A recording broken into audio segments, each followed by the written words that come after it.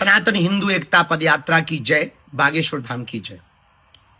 इस वीडियो के माध्यम से जान लीजिए कि पदयात्रा जो होने वाली है 7 नवंबर से 16 नवंबर तक, वो कहां कहां कब कब जाएगी, कहां पहुंचेगी और आप कहां पर पहुंचने का अपना विचार बना रहे। यह पदयात्रा हिंदुओं की एकता के लिए, सनातन की एकता के लिए वैचारिक यात्रा है, वैचारिक क्रांति है। देश की सबसे बड़ी क्रांति होने जा रही है 2.0। मतलब हम अपने जीवन की दूसरी पदयात्रा प्रारंभ करेंगे 7 नवंबर को। 7 नवंबर वही दिन है जिस दिन धर्म सम्राट स्वामी करपात्री जी पर गोलियां चलाई गई थी। यह शायद लगभग 1966 की पुरानी बात है।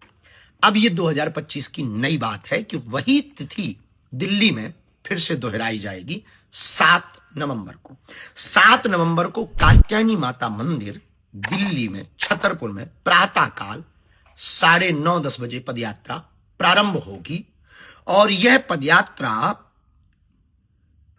7 तारीख को जीरखोद मंदिर में पहुंचेगी। जीरखोद मंदिर में रात्रि विश्राम होगा और यहां पर भोजन होगा। इसके बाद 8 तारीख को प्रातः काल राष्ट्रगान और हनुमान चालीसा करके फिर पदयात्रा प्रारंभ होगी। 7 तारीख को जब पदयात्रा प्रारंभ होगी तो राष्ट्रगान होगा, हनुमान चालीसा का पाठ होगा, 2 ध्वज चलेंगे, एक आगे धर्म ध्वज होगा, एक पीछे धर्म ध्वज होगा। पदयात्रियों से प्रार्थना है उस धर्म ध्वज को लांघ कर आगे नहीं जाना है, उसी के अंतर्गत रहना है ताकि यह अनुष्ठानमय, हमारा अध्यात्ममय यात्रा का स्वरूप बना रहे। इस पदयात्रा में अखंड महामंत्र का कीर्तन होगा। इस पदयात्रा में गौ माता भी साथ में चलेगी, साधु संतों का कमंडल चलेगा और बागेश्वर धाम का सुंदरकांड और बागेश्वर धाम का मंडल चलेगा। तो रात्रि काल विश्राम में 7 तारीख को हम जीरखोद मंदिर में करेंगे, यहां भजन कीर्तन करेंगे। सुबह हो जाएगी 8 तारीख को जब प्रातः काल हनुमान चालीसा और राष्ट्रगान के साथ यात्रा प्रारंभ होगी तो दोपहर में 12 बजे हम पहुंचेंगे मेडिकल कॉलेज के पास। वहां पर मेडिकल कॉलेज के पास में चलित भोजन होगा, दोपहर का भोजन होगा और फिर 7 किलोमीटर चलेंगे और रात्रि विश्राम करेंगे दशहरा मैदान फरीदाबाद में। 8 तारीख की रात पूरी विश्राम जब वहां कर लेंगे तो लग जाएगी तारीख 9 और 9 तारीख को प्रातः काल फिर पदयात्रा प्रारंभ होगी जो दोपहर काल में फरीदाबाद से बल्लभगढ़ मंडी पहुंचेगी। वहां पर भी भोजन होगा, चर्चा होगी, थोड़ा विश्राम होगा और हिंदू एकता के लिए संकल्प दिला करके फिर दोपहर में भोजन करके हम लोग चल पड़ेंगे बल्लभगढ़ मंडी से और 9 तारीख को रात्रि में पहुंच जाएंगे सीकरी, जहां अग्रवाल जी की भूमि है। वहां पर रात्रि विश्राम करेंगे, आध्यात्मिक चर्चा करेंगे, संतों के उद्बोधन होंगे और सांस्कृतिक कार्यक्रम होगा और रात्रि विश्राम करेंगे। तारीख लग जाएगी तब 10 दूसरे दिन। फिर सुबह वही हनुमान चालीसा, सुंदरकांड और सीकरी से पदयात्रा को उठाया जाएगा और दोपहर में 10 तारीख को पहुंचेंगे हम पृथला, जहां लूथरा जी की भूमि है। वहां पर भोजन पाएंगे, संवाद करेंगे और लोगों से मिलेंगे, रास्ते में भी मिलेंगे, चलते चलते भी मिलेंगे और वहां भी पृथला में मिलेंगे। 10 तारीख को फिर हम 7 किलोमीटर पृथला से चलने के बाद पहुंचेंगे पलवल। पलवल में 10 तारीख को सेकेंडरी स्कूल में होगा विश्राम। वहां भी सांस्कृतिक कार्यक्रम होगा, भोजन होगा और जो पदयात्री हैं उनके साथ संवाद होगा कि कैसा आपका अनुभव रहा इस चौथे पड़ाव पर।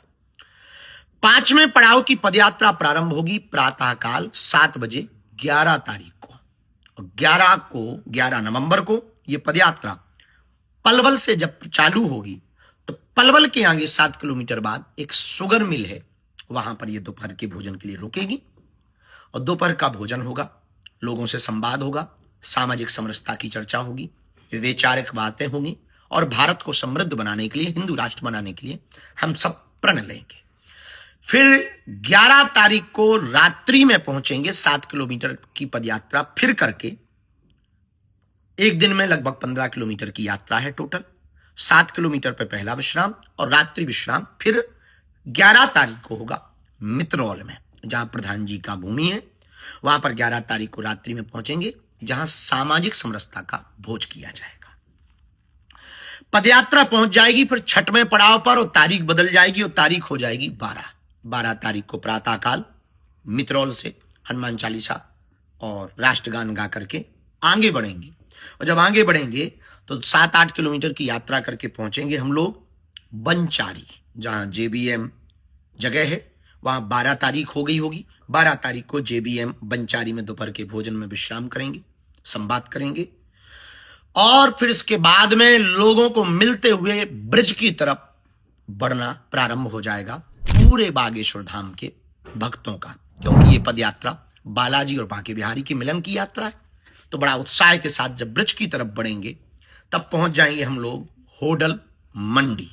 और तारीख है 12 तारीख को रात्रि में होटल मंडी पहुंचेंगे, जहां संवाद होगा, सांस्कृतिक चर्चा होगी, संस्कृति पर चर्चा होगी, सनातन पर चर्चा होगी, हिंदुत्व पर चर्चा होगी और हमारी प्राचीन परंपराओं को कैसे जीवंत रखें इस पर चर्चा होगी। तब तक तारीख बदलेगी, रात्रि विश्राम होगा, तारीख बदलेगी और तारीख लग जाएगी 13। बहुत कम समय बचेगा ब्रिज पहुंचने का। और 13 तारीख को जब सुबह प्रातःकाल होटल मंडी से हनुमान चालीसा और राष्ट्रगान गाकर निकलेंगे तो यह पड़ाव होगा 7वां। और दोपहर का भोजन होगा कोट 1 बॉर्डर सेल्स टैक्स पर। वहां पर जो जगह है वहां पर दोपहर का भोजन होगा। 7-8 किलोमीटर चलकर आनंद के साथ बैठेंगे और प्रणाम करेंगे। चलते चलते पदयात्रा रात्रि विश्राम के लिए पहुंचेगी कोसी मंडी। कोसी मंडी में 13 तारीख को रात्रि विश्राम होगा और यहां पर सांस्कृतिक चर्चा वही होगी, संगीत होंगे, भजन होंगे, गीत होंगे, ब्रिज रस होगा, ब्रिज का आनंद होगा।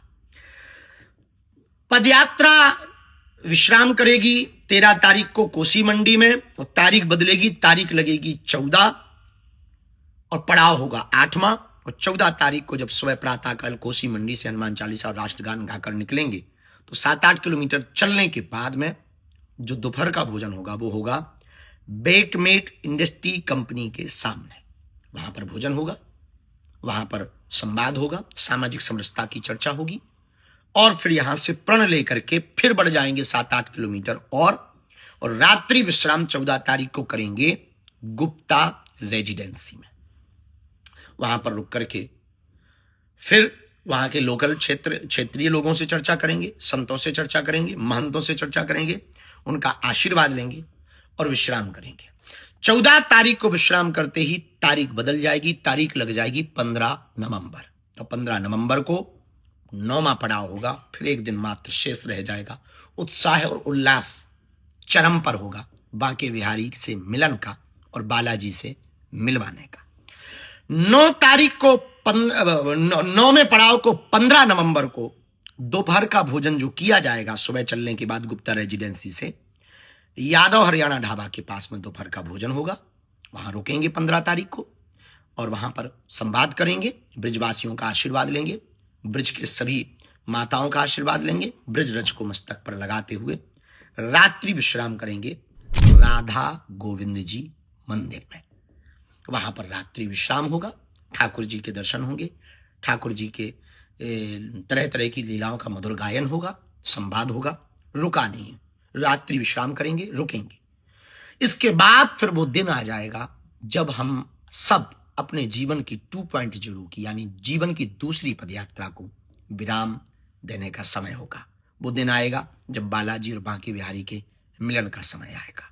वो दिन होगा जो पदयात्री 10 दिन से नई नई यादें तरोताजा करके लोगों से मिलकर, हिलकर, मिलकर, चल करके जब हम लोग नई नई कहानियां को गढ़ पाएंगे, समझ पाएंगे, जान पाएंगे और भारत के लिए कुछ कर पाएंगे और फिर यहां से विदा होने का समय होगा।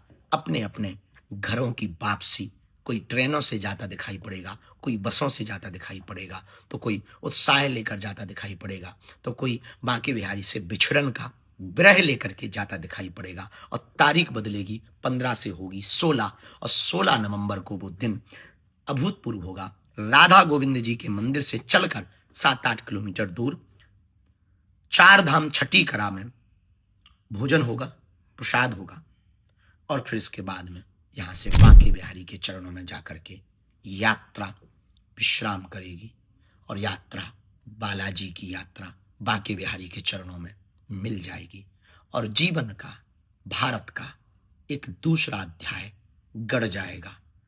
सनातन संस्कृति का एक नया अध्याय लिख जाएगा।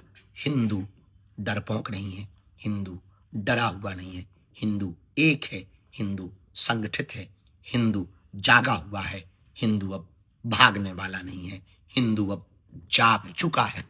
ये नया अध्याय इतिहास के पन्नों पर 16 तारीख को लिख जाएगा। आप कहां पहुंच रहे हो अपने देश के लिए, राष्ट्र के लिए, सनातन के लिए, हिंदुत्व के लिए? बना लो अपना मूड, कर लो तैयारी 7 नवंबर से 16 नवंबर तक।